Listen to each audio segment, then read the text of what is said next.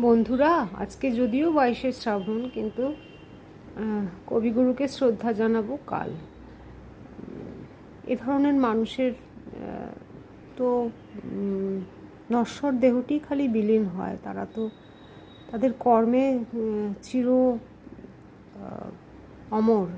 তাই ইচ্ছে করে না তাদের এই চলে যাওয়ার দিনটিতে তাদের সম্পর্কে কিছু বলতে। পরের দিন বলবো, আজকে বরঞ্চ বলি কালকে।